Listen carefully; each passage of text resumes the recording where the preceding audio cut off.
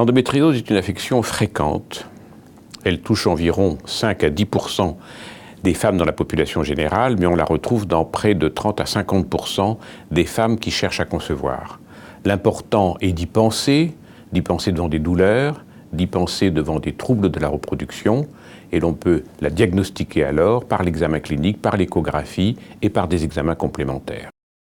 Les mécanismes qui aboutissent à l'infertilité et à la douleur dans l'endométriose sont complexes. Il y a d'abord des adhérences qui sont liées aux modifications anatomiques.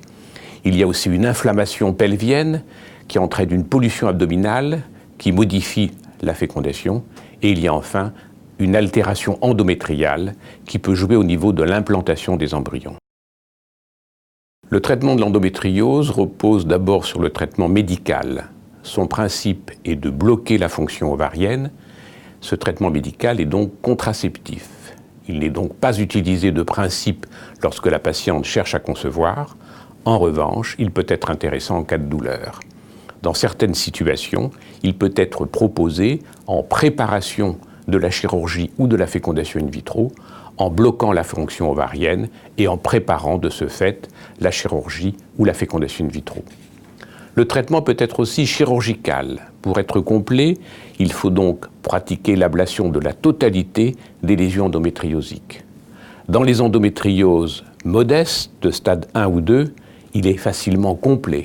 Dans les endométrioses sévères, il peut être plus difficile à mettre en place car il s'agit d'une chirurgie difficile qui peut effectivement s'accompagner de séquelles au niveau de l'appareil urinaire, au niveau de l'appareil digestif. Par ailleurs, portant sur les ovaires, il peut y avoir une réduction de la fonction ovarienne par amputation d'une partie du tissu ovarien atteint par l'endométriose. Dans certaines situations, la chirurgie est obligatoire lorsqu'il y a par exemple un hydrosalpinx dont il faudra pratiquer l'ablation car le liquide de l'hydrosalpinx gêne l'implantation des embryons. Dans certaines situations, il peut y avoir une obligation à opérer un volumineux kyste de l'ovaire car il est alors impossible de débuter une stimulation de l'ovulation en vue d'une fécondation in vitro. Il faudra dans tous les cas, lorsque la chirurgie porte sur l'ovaire, préserver la fonction ovarienne.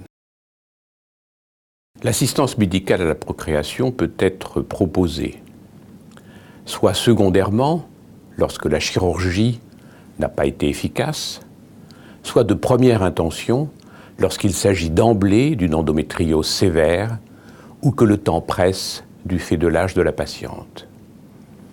Les inséminations ont une place modeste dans cette prise en charge. Elles concernent principalement les femmes qui ont été traitées par chirurgie lorsque celle-ci a été complète. La fécondation in vitro a en revanche une place privilégiée. Son pronostic est bon dans les endométrioses modestes. En revanche, dans les endométrioses sévères, il peut y avoir une altération des résultats liée à l'inflammation pelvienne et à la baisse de la réserve ovarienne. En conclusion, je voudrais insister sur 2 points. D'une part, la fréquence de cette affection. Il faut y penser, la rechercher en cas de douleur, en cas d'infertilité.